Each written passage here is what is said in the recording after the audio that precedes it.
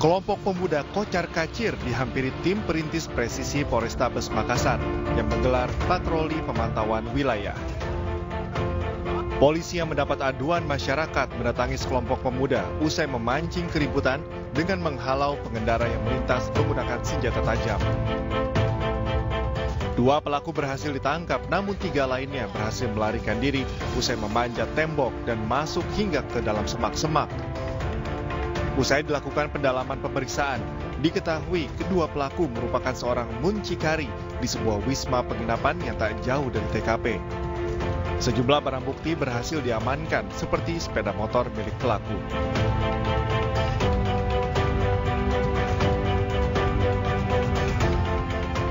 Untuk tindakan selanjutnya terhadap pelaku yang diamankan, kami serahkan ke Polsek untuk dilakukan pendalaman dan penyelidikan. Berapa Ki beroperasi? Dari jam 12 tadi. Ya, dari jam 12 sampai jam?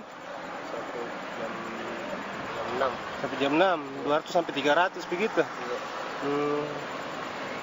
Ini yang kita jual orang mana? Galesong. Orang Galesong. Guna mempertanggungjawabkan perbuatannya, barang bukti sepeda motor dan pelaku diserahkan ke Polsek Panakukang guna proses hukum lebih lanjut. Dari Makassar, Sulawesi Selatan, tim liputan iNews melaporkan. Kita awali informasi pagi ini, pemirsa. Sebuah gedung perkantoran di kawasan Kebonjeruk, Jakarta Barat terbakar dan membuat panik pengunjung serta karyawan. Sementara di Yogyakarta, kebakaran menghanguskan tempat kos dan gudang penyimpanan bengkel otomotif. Kita nggak boleh masuk kan? Iya, udah ditutup ya, yang pintu muka itu. Kepulan asap hitam membumbung tinggi dari atas gedung perkantoran The Food Hall, Jalan Raya Perjuangan Kebonjeruk, Jakarta Barat, Jumat siang. Seluruh karyawan dan pengunjung berhamburan keluar area gedung untuk menyelamatkan diri. Petugas pemadam kebakaran yang tiba di lokasi kejadian berjibaku mengeluarkan asap pekat dari dalam gedung untuk memudahkan pemadaman dengan menggunakan alat bantu pernafasan menuju sumber api. Kebakaran ini diduga akibat korsleting listrik pada bagian panel listrik di lantai 3 gedung. Saya mau break, istirahat keluar, tiba-tiba udah ada asap. Diberi info katanya dari lantai 2, area gym, postbon. Jadi pas abang lagi mau istirahat, ada asap gitu bang? Iya, kalau untuk bicara ke dalam saya nggak tahu. Kok titik api sudah diketemukan, yaitu hanya panel di lantai 3. Jadi dari lantai 1, 2 kita harus menerobos asap, karena asapnya sudah menyebar sampai ke atas lantai 4. Tapi saya pastikan tidak ada penyebaran api. Tidak ada korban jiwa dalam peristiwa kebakaran ini, sementara api berhasil dipadamkan 1 jam kemudian setelah 16 unit mobil pemadam kebakaran Jakarta Barat dan 80 personil dikerahkan ke lokasi. Dari Jakarta, Miftahul Gani, iNews melaporkan.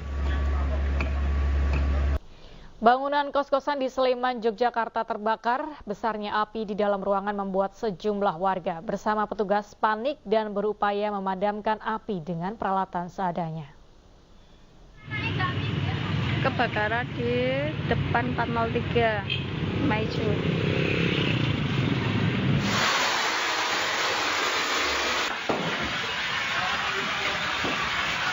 Bangunan kos-kosan di Kelurahan Nogotirto, Kapanewon, Gamping, Sleman, Yogyakarta habis terbakar.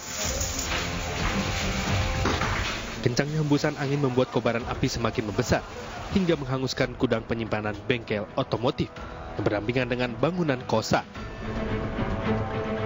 Tim petugas gabungan yang terdiri dari Damkar, TNI Polri bersama relawan lainnya berusaha padamkan api dengan menerjunkan mobil pemadam kebakaran dari Sleman dan kota Yogyakarta sebanyak 7 unit. Api berhasil dipadamkan setelah 45 menit kemudian. Di daerah Maizu terjadi kebakaran, adanya kos-kosan.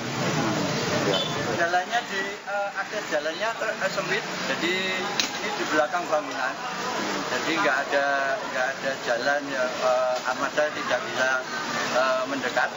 Jadi kita menaiki gedung. Ya ini sekitar 45 menit api bisa kita padamkan dan dinyalakan. Tidak ada korban jiwa dalam peristiwa ini, namun kerugian ditaksir mencapai puluhan juta rupiah. Dari Sleman, Daerah Istimewa Yogyakarta, Gali Wisma, iNews melaporkan. Pemirsa, balita laki-laki berusia 1,5 tahun terkunci di dalam kamar selama kurang lebih 1 jam. Proses evakuasi pun harus menggunakan peralatan khusus.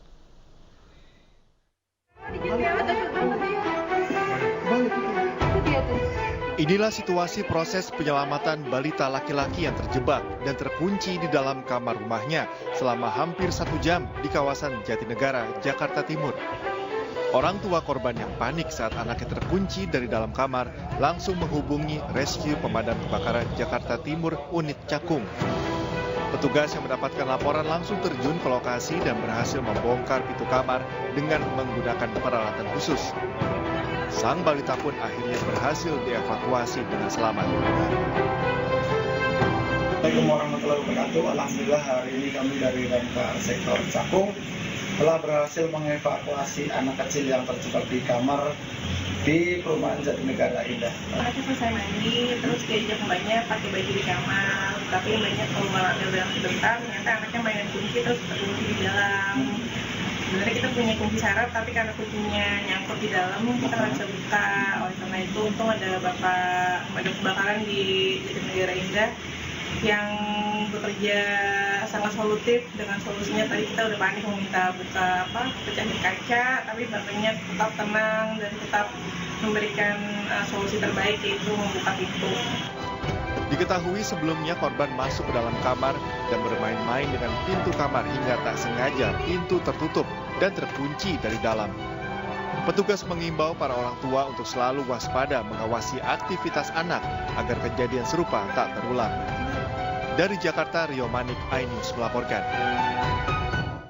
Gara-gara sengketa tanah keluarga, 3 unit rumah di Kabupaten Ogan, Komering Ilir, Sumatera Selatan dirobohkan. Tangis histeris keluarga mewarnai eksekusi rumah tersebut.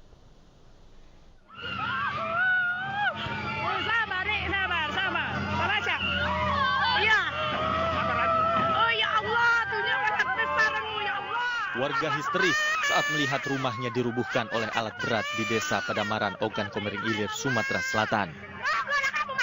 Aksi pembongkaran itu dilakukan penggugat Heriadi dan Zainul Bahri yang mengklaim tanah tersebut miliknya berdasarkan surat kepemilikan dan memenangkan gugatan di pengadilan. Bangunan rumah yang ada pun dibongkar hingga rata dengan tanah. Dalam kurun waktu 1 jam, ketiga rumah itu berhasil dirobohkan.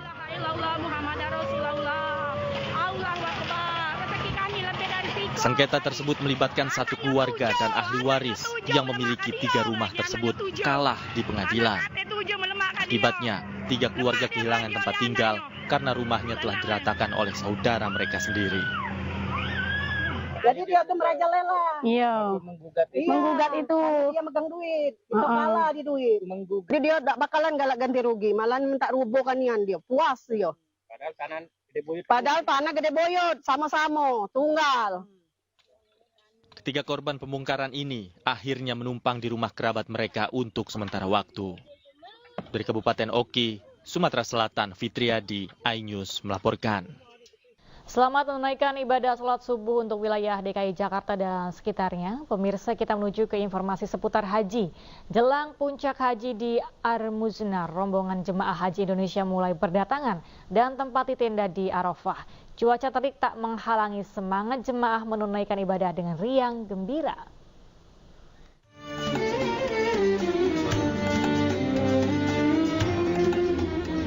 Sejak pukul 8 pagi, secara bertahap rombongan jemaah mulai menempati tenda di maktab yang disediakan oleh Masyarik, vendor yang melayani jemaah haji Indonesia.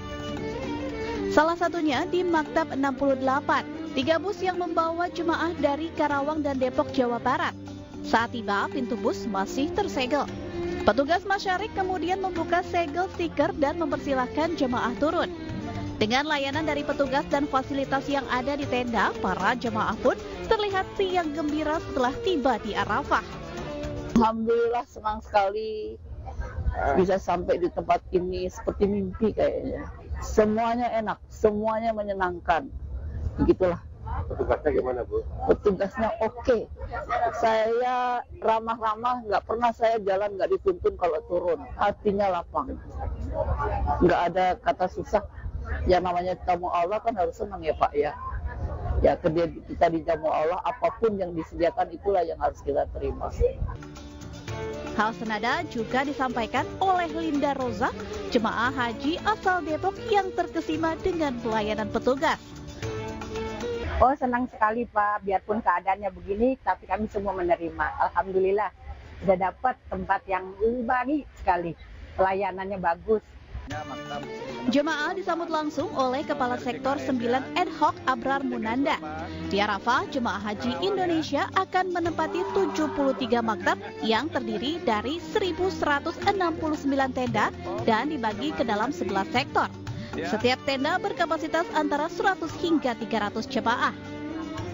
Malam tadi kita telah melakukan survei dan pengecekan langsung, tenda-tendanya bagaimana, kasur-kasurnya bagaimana, bantalnya bagaimana, alat pendingin ruangannya bagaimana, sarana MCK, toilet apakah ramah lansia, masih bisa dipergunakan atau tidak, dapurnya kita juga cek,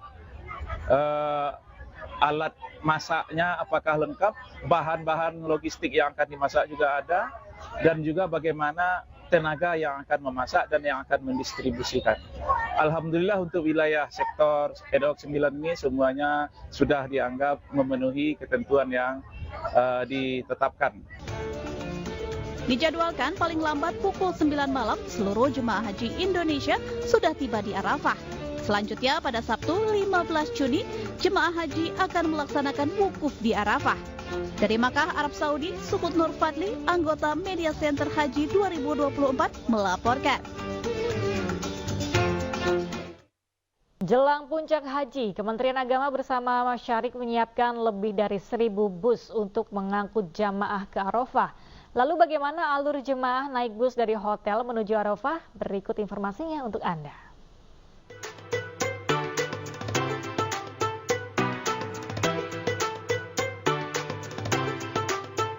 Kementerian Agama bersama Masyarik siapkan lebih dari 1.000 bus untuk mengangkut jemaah ke Arafah. Nantinya bus datang ke hotel secara berkelompok. Setiap kelompok terdiri dari 2 bus yang datang dengan rentang waktu 10 menit. Pemberangkatan jemaah dari hotel ke Arafah terbagi dalam 3 trip. Pertama pukul 6 hingga 10 pagi, kedua pukul 10.30 hingga 3 sore, dan trip ketiga pukul 15.30 hingga 8 malam. Setiap trip disiapkan 21 bus untuk masing-masing maktab.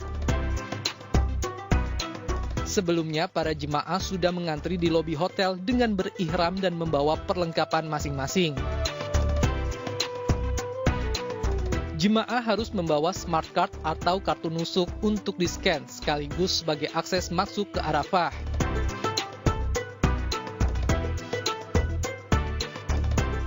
Kemudian jemaah naik ke bus per rombongan dengan dikoordinasikan oleh ketua rombongan.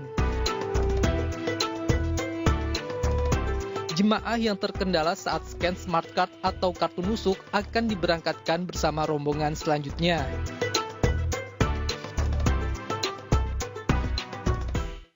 Pemirsa, lebih dari 1,5 juta jemaah haji dari penjuru dunia melaksanakan puncak ibadah haji tahun ini. Jemaah bergerak menuju Arafah, Musdalifah, dan Mina atau yang disingkat Armusna.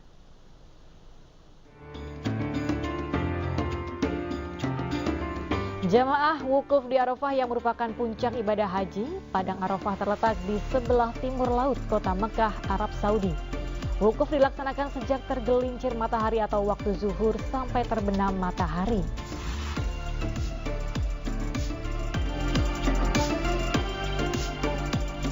Di hari yang sama setelah selesai wukuf di Arafah, jemaah haji berkumpul di Musdalifah dan menginap di sana atau disebut mabit di Musdalifah. Jemaah juga disunahkan mengambil 7 butir batu kerikil untuk digunakan saat lempar jumroh. Sementara untuk jemaah lansia, disabilitas, pengguna kursi roda atau sedang sakit bisa mengikuti skema murur, yaitu hanya melintas saja alias tidak menginap.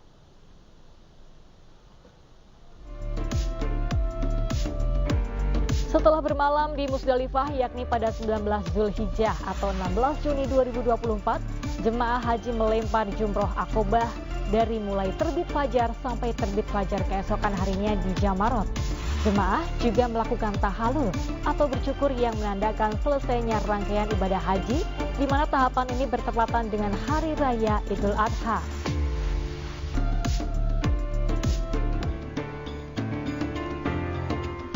Kemudian pada 11 hingga 13 Zulhijjah atau 17 hingga 19 Juni 2024, jemaah menginap di Mina dan melempar jumroh di hari tasyrik.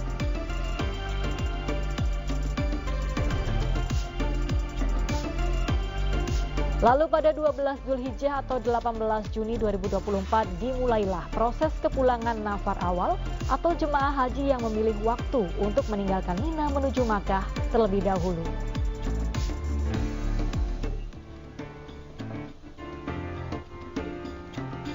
Sementara untuk kepulangan nafah akhir dimulai pada 13 Zulhijjah atau 19 Juni 2024. Jemaah haji kembali ke kota Mekah.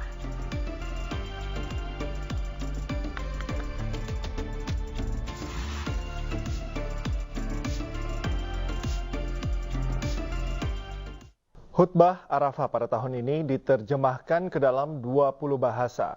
Salah satu penerjemah khutbahnya adalah warga negara Indonesia. Seperti apa sosok penerjemah khutbah dari WNI? Berikut informasinya. Ahmad Musyadat Harom, pria kelahiran Nusa Tenggara Barat ini berkesempatan menjadi penerjemah khotbah Arafah dalam bahasa Indonesia tahun ini. Namun tahun ini bukanlah tahun pertama dirinya menjadi penerjemah khotbah, melainkan sudah kali ketiga. Bapak anak 5 ini nantinya akan menerjemahkan khotbah Arafah pada 15 Juni mendatang yang akan disampaikan oleh Imam Besar Masjidil Haram, Syekh Maher Al-Muaikli dari Masjid Namirah Arafah. Khutbah yang akan dibacakan oleh khotib dari mimbar Masjid Namirah yang ada di Padang Arafah. Khutbah tersebut sudah bisa Anda akses dengan bahasa Indonesia dengan menggunakan perangkat radio dan memutar gelombang 96,2 FM. Atau Anda juga bisa mengakses terjemahan khutbah tersebut melalui aplikasi namanya Manaratal Haramain. Program penerjemah khotbah wukuf Arafah ini sudah berlangsung selama 5 tahun terakhir. Tahun ini pihak Masjidil Haram menerjemahkan khotbah Arafah secara live dalam 20 bahasa. Dari Mekah, Arab Saudi, Suhud Nur Fadli, iNews melaporkan. Kembali di iNews pagi, pemirsa, oknum perwira TNI diduga main judi online hingga 876 juta rupiah. Ironisnya, perwira menengah tersebut menggunakan dana satuannya.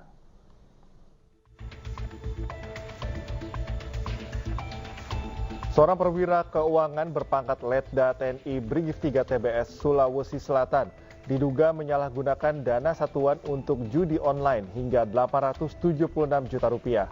Kasus ini terungkap saat oknum perwira menengah tersebut diminta menyerahkan dana oleh Pasilok Brigif 3 BTS. Meski permintaan dana telah dilakukan beberapa hari, namun oknum yang bertugas di bagian keuangan tak kunjung memberikan dana yang diminta. Setelah diperiksa, ia mengakui bahwa uang satuan telah ludes digunakan untuk judi online.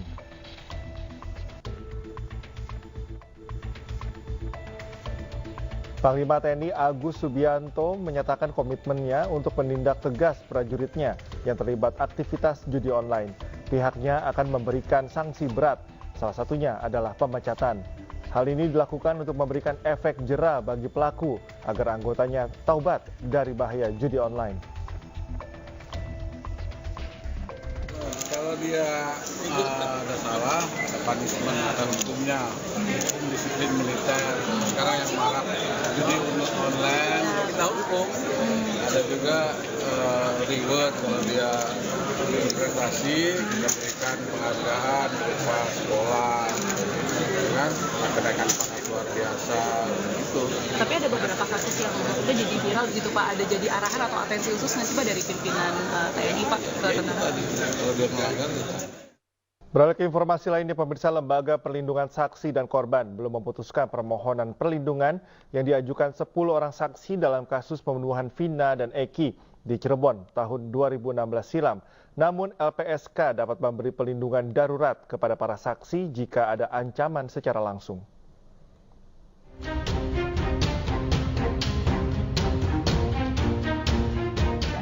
Tidak pernah mati. Tim Lembaga Perlindungan Saksi dan Korban masih melakukan asesmen terhadap 10 orang saksi dalam kasus pembunuhan Vina dan Eki di Cirebon 2016 silam. Hingga kini 7 pimpinan LPSK belum memutuskan apakah akan menerima atau menolak permohonan perlindungan yang diajukan.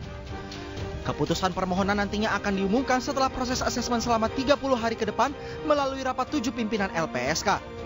Meski demikian, LPSK dapat memberikan perlindungan darurat kepada pemohon jika ada ancaman secara langsung hingga mengancam keselamatan. Pemberian perlindungan darurat ini dapat diputuskan berdasarkan keputusan dari 2 pimpinan LPSK tanpa harus menunggu rapat 7 pimpinan LPSK setelah menelaah hasil asesmen pemohon. Itu soal ada ancaman yang mengancam jiwa ya, intimidasi yang mengancam jiwa. Yang kedua soal kondisi medisnya, misalnya memang harus berobat segera, kalau enggak sudah meninggal dunia.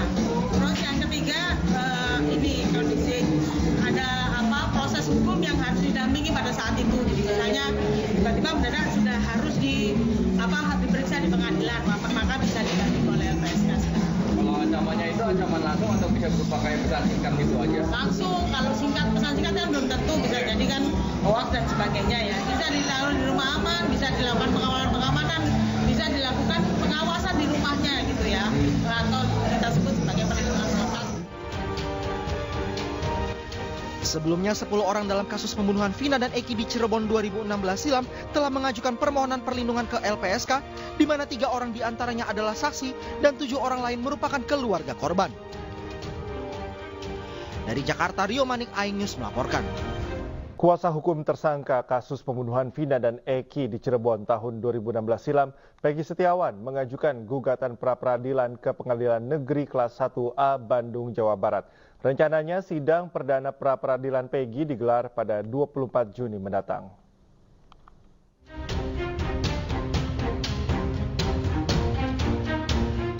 Saya tidak pernah mati. Tim kuasa hukum Peggy Setiawan telah mengajukan pra-peradilan di Pengadilan Negeri Bandung, Jawa Barat, Selasa 11 Juni 2024. Kuasa hukum Peggy menggugat penetapan status tersangka kepada kliennya yang dinilai tidak cukup bukti. Terkait hal tersebut, di laman sistem informasi penelusuran perkara Pengadilan Negeri Bandung, gugatan pra-peradilan yang diajukan Peggy sudah terdaftar. Sementara itu, untuk jadwal sidang perdana diagendakan pada Senin 24 Juni 2024 pukul 9 pagi di ruang Umar Seno Aji. Pengadilan Negeri Bandung pun sudah menunjuk Hakim Tunggal Eman Sulaiman untuk menangani perkara tersebut. Tim kuasa hukum Peggy Setiawan, tersangka pembunuh Vina Eki, mengajukan sidang pra-peradilan terhadap status kliennya. Pengajuan gugatan tersebut sudah terregister di laman sistem informasi penelusuran perkara Pengadilan Negeri Bandung. Untuk sidang pra-peradilan Peggy Setiawan rencananya akan digelar pada hari Senin 24 Juni 2024 di Pengadilan Negeri Bandung. Nantinya sidang akan dipimpin Hakim Tunggal Eman Sulaiman.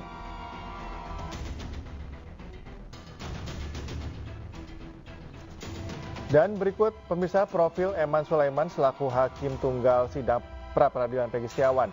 Eman Sulaiman lahir di Karawang 10 April 1975. Jabatan saat ini adalah Hakim Pengadilan Negeri Bandung. Perlu diketahui bahwa terdapat alasan kuat dari tim kuasa hukum Peggy melayangkan sidang pra-peradilan, yaitu tim kuasa hukum Mokhtar Effendi menyatakan dirinya melihat saat konferensi pertama tidak ada bukti mengarah pada tindak pidana yang dilakukan oleh kliennya.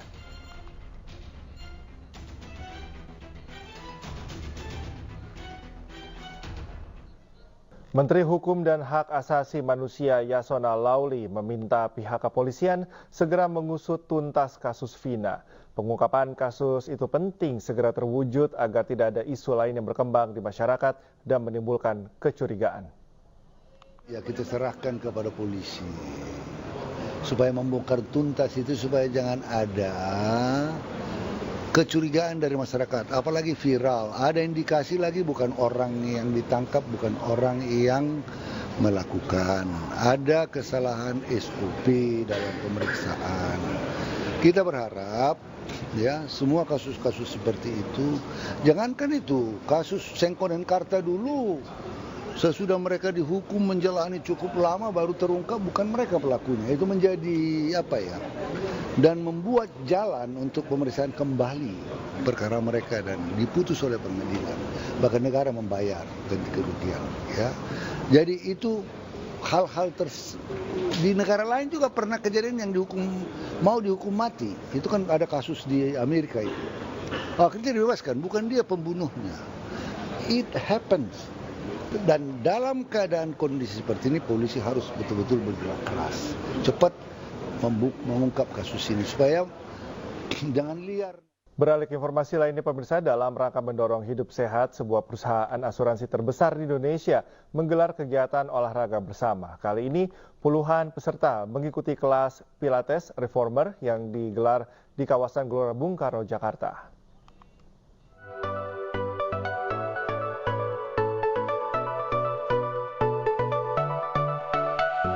Proaktif Community merupakan kegiatan tahunan Prudential Indonesia untuk mengajak keluarga Indonesia untuk hidup aktif dan sehat.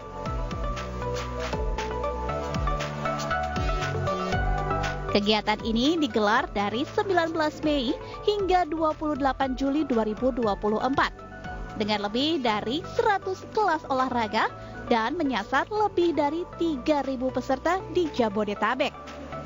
Kegiatan ini bertujuan untuk mendorong keluarga Indonesia dalam menjalani hidup yang aktif dan sehat melalui kegiatan olahraga yang menyenangkan dan bermakna, sehingga terwujud sehat pangkal bisa.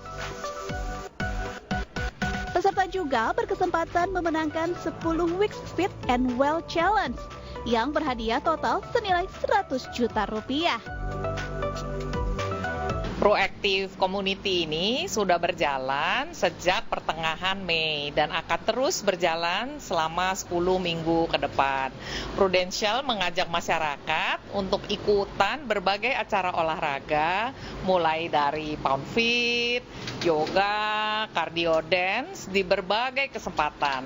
Malah ada 100 kelas lebih loh yang bisa diikuti di berbagai lokasi tempat acara. Proaktif Community juga menghadirkan sesi konsultasi kesehatan selama kegiatan berlangsung. Bekerja sama dengan rekanan Rumah Sakit Prudential Indonesia yang tergabung dalam Pro Priority Hospital.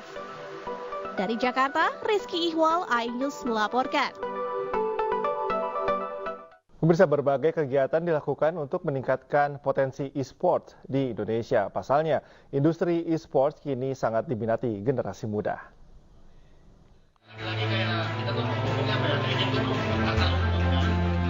Era Jaya Digital mengundang para komunitas Mobile Legends di wilayah Jabodetabek untuk bertanding bersama pro player sekaligus menjadi momen peresmian untuk Erafon Nasional Turnamen 2024. Memasuki tahun ketiga, turnamen ini menjadi bentuk dukungan dari Erafon kepada perkembangan industri e-sports di Indonesia. Pada Erafon Nasional Turnamen 2024 kali ini, hadiah yang akan diperebutkan senilai 200 juta rupiah berupa uang tunai dan smartphone. Event ini berlaku untuk umum, mulai dari pelajar hingga semua kalangan usia. Jadi, bagi Anda yang ingin mendaftar, langsung saja melakukan pendaftaran di platform media sosial Era Jaya Digital. kita melakukan kegiatan di depan store kita, mengundang komunitas yang ada seluruh Indonesia untuk bermain Mobile Legends, dan kita mencari juara nasionalnya. Ya, cukup buka Instagram Erafon Store, semua ada di sana informasinya. Nanti akan diperlukan mengisi G-Form dan juga nanti dilakukan registrasi ulang pada saat dilakukan di kota-kota terdekat dari Anda. Diharapkan ke depannya kegiatan ini bisa menjadi wadah bagi perkembangan industri e-sport di Indonesia. Dari Jakarta, Nisa Sahib, Dimas Winardi, iNews melaporkan. Pemirsa, libur sekolah telah di depan mata, namun pemirsa kini tak perlu khawatir untuk memilih tempat libur yang mengesankan bagi si kecil. Karena di salah satu pusat perbelanjaan di Jakarta Selatan hadir sebuah acara Adventurous Holiday yang menghadirkan karakter Despicable Me 4.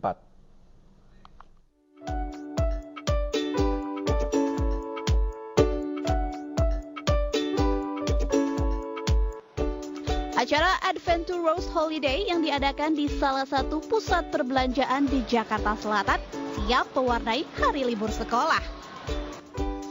Selain menciptakan konsep petualangan yang mengesankan, acara ini juga menghadirkan karakter lucu Despicable Me 4, yakni Minions, AVL, Agent Stuart, dan Kevin.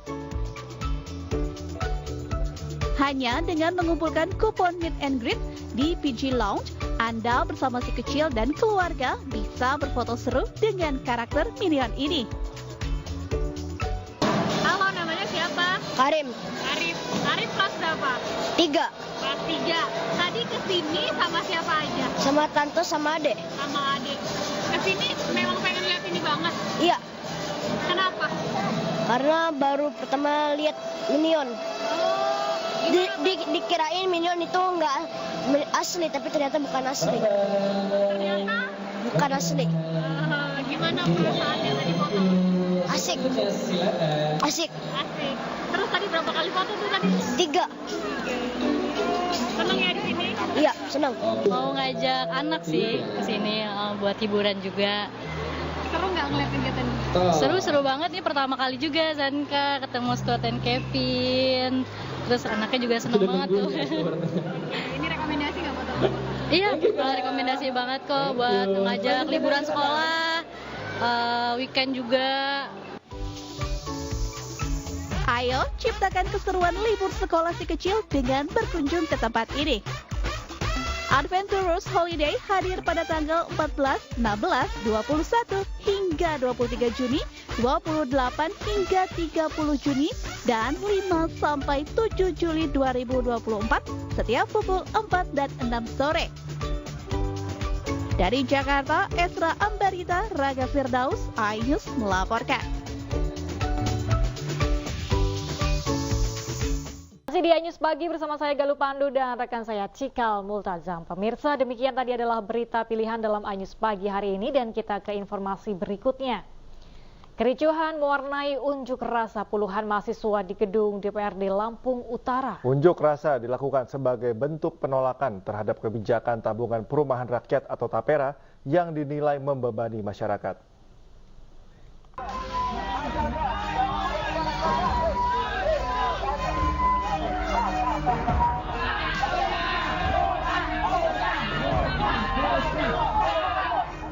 Puluhan mahasiswa yang berunjuk rasa terlibat aksi saling dorong dengan polisi di depan kantor DPRD Lampung Utara.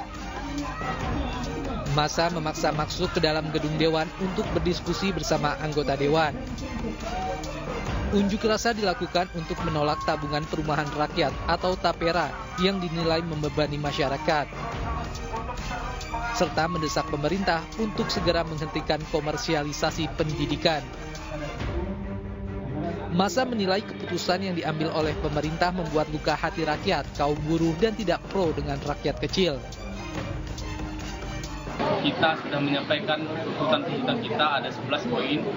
Di situ salah satu diantaranya ada video dan kamera, kemudian kriminalisasi aktivis, kemudian menolak UKT naik dan juga kelangkaan tabung gas, dan juga ada isu tentang keamanan ketertiban masyarakat yang di Lampung Utara hari ini sedang banyak terjadi pembegalan. Kita ini sifatnya menampung aspirasi, menerima aspirasi, dan kita mungkin akan mengundang perdagangan, masalah ini, terus masalah Kamtibnas langsung disikapi Pak Kapolres, kan yang hal-hal lain nanti kita mungkin akan menyurati ke instansi yang berkaitan dengan tapera yang menjadi itu. Usai berunjuk rasa, mahasiswa akan mengawal tindak lanjut dari anggota Dewan dan Kapolres terhadap tuntutan yang telah diajukan. Dari Lampung Utara Lampung, Jimmy Irawan, iNews melaporkan. Pemirsa, ratusan pelajar dan mahasiswa mengikuti sosialisasi pemilih pemula yang diadakan pemerintah Kota Tangerang melalui Badan Kesatuan Bangsa dan Politik Kesbangpol. Ratusan pelajar dan mahasiswa yang baru pertama kali akan menggunakan hak pilihnya nampak antusias mengikuti kegiatan sosialisasi. Selain mendapatkan pendidikan politik, mereka juga bisa bertanya langsung ke Wali Kota Tangerang terkait proses pilkada dan kriteria yang tepat calon pemimpin Kota Tangerang nantinya. Para peserta mengaku senang dengan kegiatan ini karena membuat mereka termotivasi untuk mencoblos. Sementara Kepala Badan Kesatuan Bangsa dan Politik Kota Tangerang, Teguh Supriyanto menyebut pendidikan politik bagi para pemilih pemula sangat penting agar nantinya bisa menggunakan hak pilih mereka dengan baik dan benar.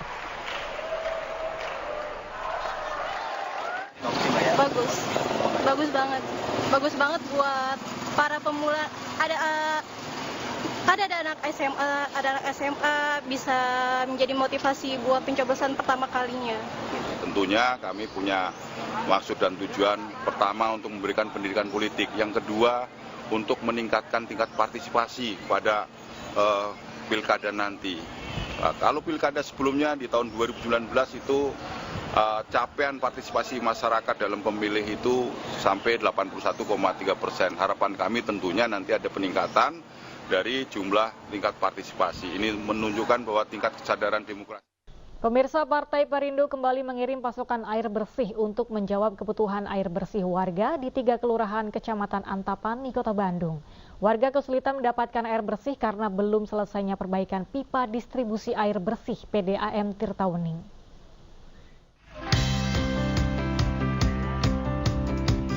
Warga di Kecamatan Antapani, Kota Bandung kembali mendapat pasokan air bersih dari Partai Perindo.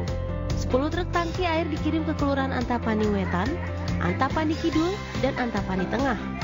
Bantuan ini sangat meringankan beban warga yang telah beberapa hari tidak mendapat pasokan air bersih karena belum selesainya perbaikan pipa distribusi air bersih yang rusak oleh PDAM Tirtawening.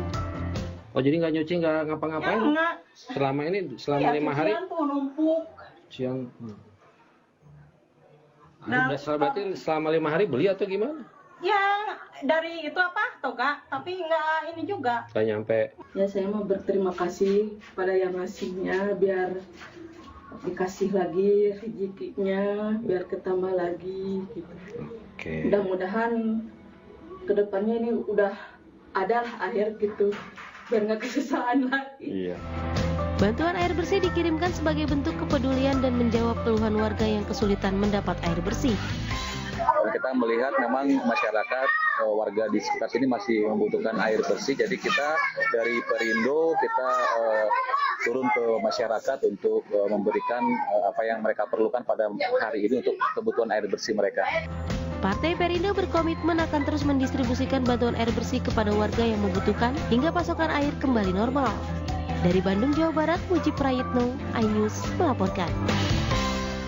Kita ke informasi berikutnya, pemirsa. Di tengah gempuran konflik yang tak kunjung usai, ada cahaya harapan yang bersinar dari timur. Mereka adalah pasukan Indobat 23R UNIFIL, pasukan perdamaian Indonesia yang berdiri teguh di garis depan untuk mewujudkan damai di Lebanon.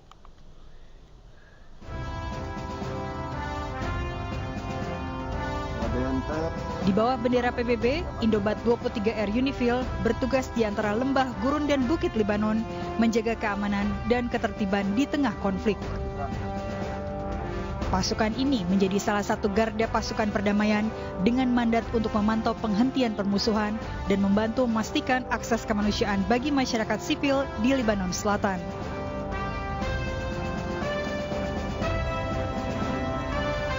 Dengan dedikasi dan profesionalisme, pasukan Indonesia melakukan patroli harian untuk memastikan stabilitas keamanan di selatan Lebanon. Mereka mendukung pasukan militer Lebanon, berkolaborasi dengan pasukan perdamaian negara lain, serta membantu penduduk setempat, memastikan akses kemanusiaan bagi mereka yang paling terdampak dan membantu masyarakat di Lebanon Selatan dengan bantuan medis, suplai air, dan pendidikan.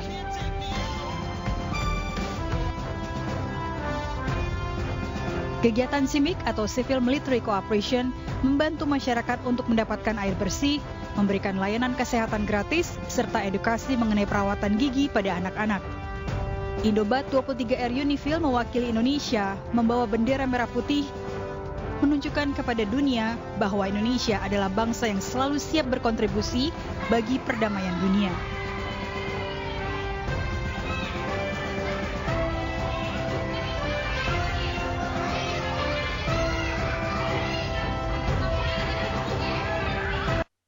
Ya, terima kasih Anda masih bersama kami di NS Pagi. Pemirsa, pasukan Indobat 23R Unifil berdiri teguh di garis depan untuk mewujudkan damai di Lebanon. Dan terkait aktivitas pasukan Garuda Unifil di Lebanon Selatan, sudah bergabung bersama kami Komandan Satgas Yonmek TNI Konga 13 Unifil Kolonel Infantri Ragung Ismail Akbar.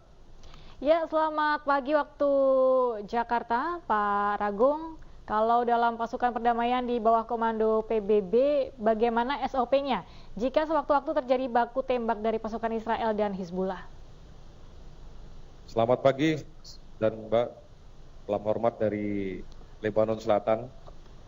Jadi memang kalau dalam setiap misi pemeliharaan perdamaian dunia, dimanapun memiliki SOP tertentu ya, terutama apa yang harus dilakukan oleh peacekeeper, tentunya SOP ini kita ditentukan oleh Unifil Headquarter di sini. Sebagai contoh kalau dalam kegiatan kita sehari-hari di sini ada ketentuan tentang keamanan dan keselamatan setiap peacekeepers.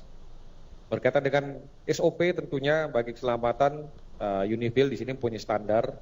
Jadi kalau istilahnya kami di sini ada level 1. Level 1 itu berarti seluruh kegiatan berjalan dengan normal. Kemudian juga kita bisa melaksanakan kegiatan keluar pos, melaksanakan patroli dan kegiatan lain. Kemudian ada juga istilah kita level 2, di mana seluruh kegiatan di luar pos itu dibatalkan. Kemudian seluruh personil, seluruh prajurit kita masuk ke dalam pos. Kemudian juga kegiatan di dalam kompon atau pos menggunakan alat-alat keselamatan seperti helm dan rompi anti peluru. Kemudian kalau level 3 itu berarti situasi membahayakan peacekeeper atau para prajurit sehingga seluruh personil masuk ke dalam bunker sampai dengan nanti ada perintah lebih lanjut. Kemudian juga kalau andai eskalasi meningkat atau katakanlah serangan besar dari kedua belah pihak terjadi, tentunya Unifil dan seluruh kontingen dari masing-masing negara yang berada di daerah misi di sini itu sudah menyiapkan rencana kontingensi yang pada intinya memuat tentang prediksi, kemudian juga tindakan awal, kemudian juga serta tindakan lanjut apabila konflik memang semakin meluas dan membesar. Begitu Mas kira-kira Mbak.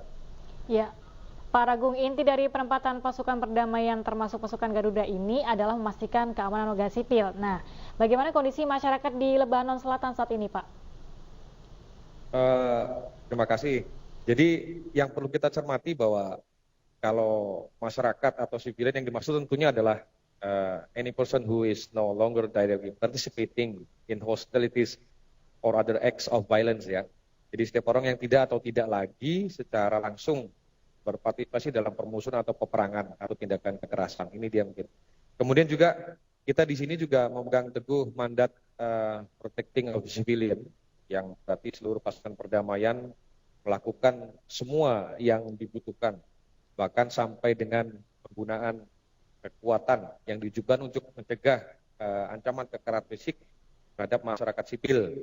dalam kapabilitas dan area operasi tanpa mengurangi tanggung jawab negara tuan rumah, dalam hal ini negara Libanon. Tentunya dari uraian yang tadi saya sampaikan bahwa keamanan warga sipil memang menjadi prioritas bagi seluruh pasukan perdamaian yang ada di sini. Tentunya itu juga menjadi bagian dari tanggung jawab kami selaku pasukan perdamaian. Namun memang secara umum untuk kondisi masyarakat sipil di Lebanon Selatan ini memang tidak cukup baik. Masyarakat sipil tentunya khususnya yang di dekat dengan blue line atau border ini sudah mengungsi ke beberapa wilayah memang yang dianggap lebih aman. Kemudian juga ya kita lihat bersama bahwa beberapa bangunan, kemudian jalan, fasilitas umum juga sudah ada beberapa yang rusak dan juga tidak operasional. Tentunya juga ini mengakibatkan aktivitas masyarakat baik perekonomian, kemudian kehidupan anak-anak sekolah juga tidak berjalan dengan normal. Namun kami selaku pasukan perdamaian juga memiliki kegiatan ataupun program SIMIK di mana kami melakukan berbagai aktivitas bersama dengan masyarakat dan sebisa mungkin membantu masyarakat lokal melalui kegiatan-kegiatan bersama seperti community work, kemudian community engagement work, kemudian medical camp, kemudian juga kami juga membantu beberapa kali kegiatan medis dengan masyarakat setempat. Begitu Mas. Baik, Pak Agung, ini kan sudah sebelumnya pernah bertugas ya di Lebanon Selatan, dan apakah kalau dibandingkan dengan perang saat ini, konflik Israel-Hizbullah, apakah memang eskalasinya bisa sama atau memang lebih besar, Pak? Kalau soal itu mungkin tidak bisa diprediksi, Mas. Jadi ya kita tetap melakukan prosedur dan sesuai dengan perintah UNIFIL. Tentunya selama kami bertugas di sini selama 3,5 bulan, ya memang kita ketahui bersama konflik terjadi mulai Oktober 2023 yang lalu, karena sudah terjadi konflik seperti itu kami baru sampai di daerah misi. Kemudian juga kalau kita melihat ke sejarah, memang beberapa konflik yang cukup besar yang antara kedua belah pihak ini diawali kan tahun 78, Mas. 78 di mana itulah tahun pertama UNIFIL berdiri. Kemudian juga tahun 82 itu terjadi lagi, di mana resolusi 461 waktu itu. Kemudian terakhir tahun 2006 itu kan ada perang 34 hari antara kedua belah pihak, di mana munculkan resolusi 1701. Khusus untuk konteks. Baik, Pak Agung, terima kasih. Kita doakan yang terbaik di sana dan tetap jaga kesehatan dan juga keselamatan. Kita apresiasi kinerja dari tim di sana. Terima kasih, Pak Agung. Balik informasi lainnya, pemirsa, di tengah suhu yang terik, jutaan jamaah yang melaksanakan ibadah haji tahun ini membacakan doa untuk warga Palestina yang menjadi korban perang Gaza.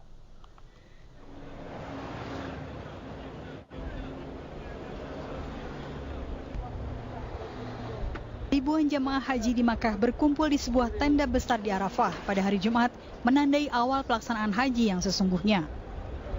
Ibadah haji tahun ini berlangsung dibayang-bayangi oleh konflik Israel dan Hamas di jalur Gaza yang telah berlangsung selama 8 bulan. Warga Palestina di Gaza tidak dapat melakukan perjalanan ke Mekah akibat penutupan penyeberangan Rafah pada bulan Mei.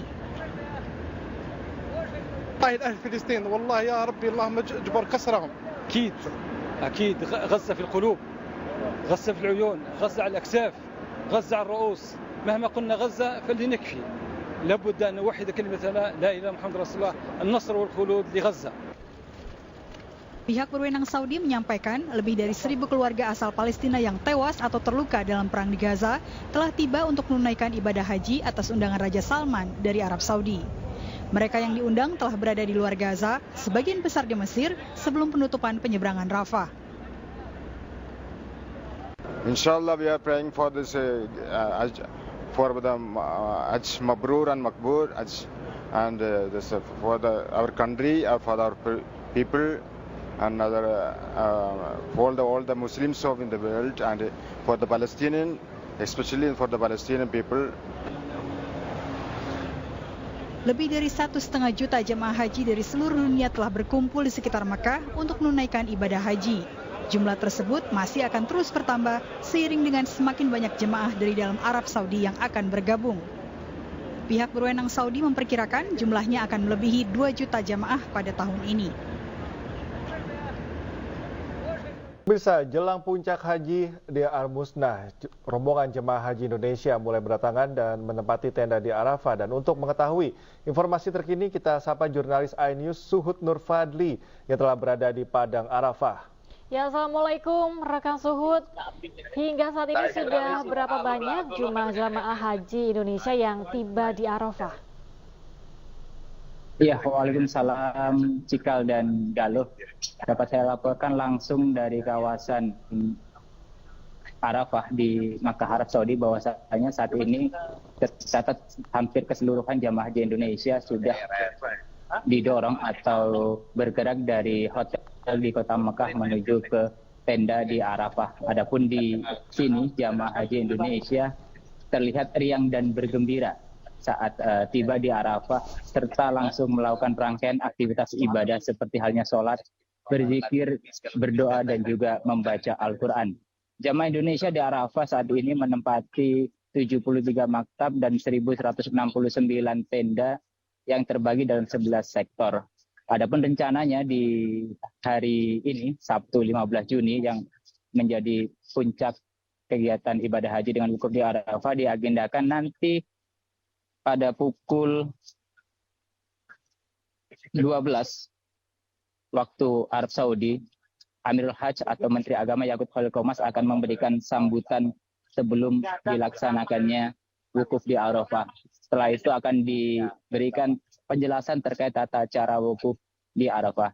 Adapun khutbah wukuf di Arafah biasanya akan berlangsung dari Masjid Namirah di Arafah yang disampaikan oleh Imam Besar Masjidil Haram Syekh Mahir Al-Muwaikli. Namun bagi jemaah haji Indonesia, khutbah wukuf biasanya akan dilakukan di Masjid Misi Haji Indonesia yang kali ini akan dipandu oleh Habib Ali Hasan Al-Bahar, Guru Besar UIN Syarif Hidayatullah, dan diikuti jemaah haji Indonesia di tenda masing-masing. Setelah selesainya khutbah wukuf, nantinya jemaah haji Indonesia akan melaksanakan sholat berjamaah jamak qashar yang dilanjutkan dengan zikir dan doa wukuf yang dipimpin oleh Habib Ibrahim Lutfi bin Ahmad Al-Atas. Nantinya zikir dan doa wukuf ini akan berlangsung sampai dengan terbenamnya matahari atau waktu maghrib, yang dilanjutkan dengan sholat berjamaah jamak qashar maghrib dan isya, Cikal dan Galuh. Dan setelah maghrib, mulai pukul 19 waktu Indonesia Barat, jemaah haji Indonesia secara perlahan akan bergerak menuju ke Musdalifah untuk mabit atau bermalam.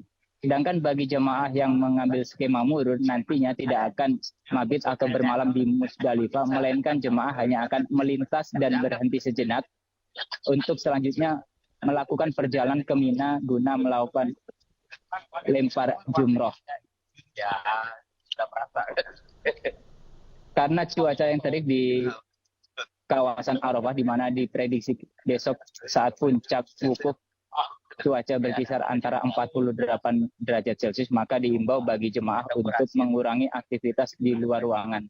Jika terpaksa harus beraktivitas di luar ruangan, jemaah diimbau untuk selalu menggunakan alat pelindung diri seperti halnya masker, kacamata, payung, dan tak lupa membawa air yang dicampur Oralit sehingga menghindari dehidrasi ataupun terserang heat stroke.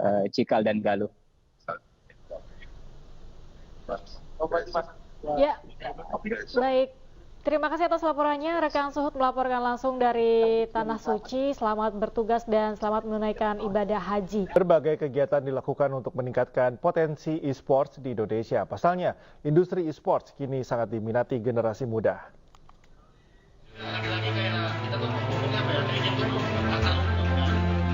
Era jaya digital mengundang para komunitas Mobile Legends di wilayah Jabodetabek untuk bertanding bersama pro player, sekaligus menjadi momen peresmian untuk Erafon Nasional Turnamen 2024.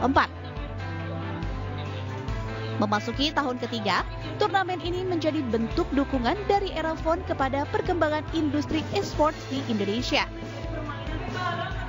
Pada Erafon Nasional Turnamen 2024 kali ini, hadiah yang akan diperebutkan senilai 200 juta rupiah berupa uang tunai dan smartphone. Event ini berlaku untuk umum, mulai dari pelajar hingga semua kalangan usia. Jadi, bagi Anda yang ingin mendaftar, langsung saja melakukan pendaftaran di platform media sosial Era Jaya Digital.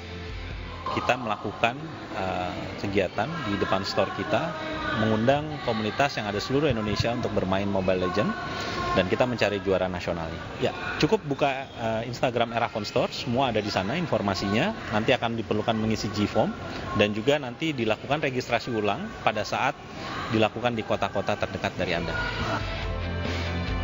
Diharapkan ke depannya kegiatan ini bisa menjadi wadah bagi perkembangan industri e-sport di Indonesia. Dari Jakarta, Nisa Sahib, Dimas Winardi, iNews melaporkan. Pemirsa, memasuki akhir pekan, kami akan mengajak Anda untuk berkunjung ke pembibitan ternak unggul di Baturaden, Purwokerto, Jawa Tengah. Ya, ribuan sapi di tempat ini menghasilkan susu untuk memenuhi kebutuhan dalam negeri.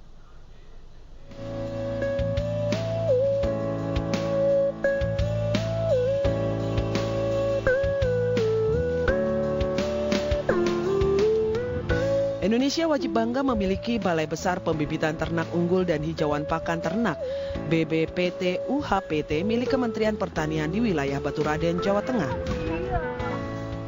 BBPT UHPT Baturaden merupakan satu-satunya UPT nasional bawah koordinator Ditjen Peternakan dan Kesehatan Hewan yang memproduksi bibit sapi perah.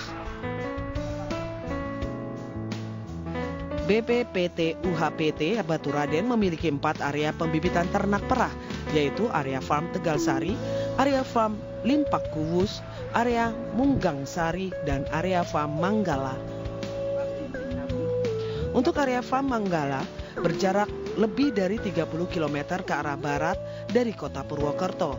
Rumput luas dengan suasana perbukitan tampak indah di area farm Manggala, Desa Karangtengah, Kecamatan Cilongok, Kabupaten Banyumas yang memiliki 100 hektar area. 100 hektar lahan ini dimaksimalkan penuh dengan 4 kandang freestall dewasa, kandang karantina,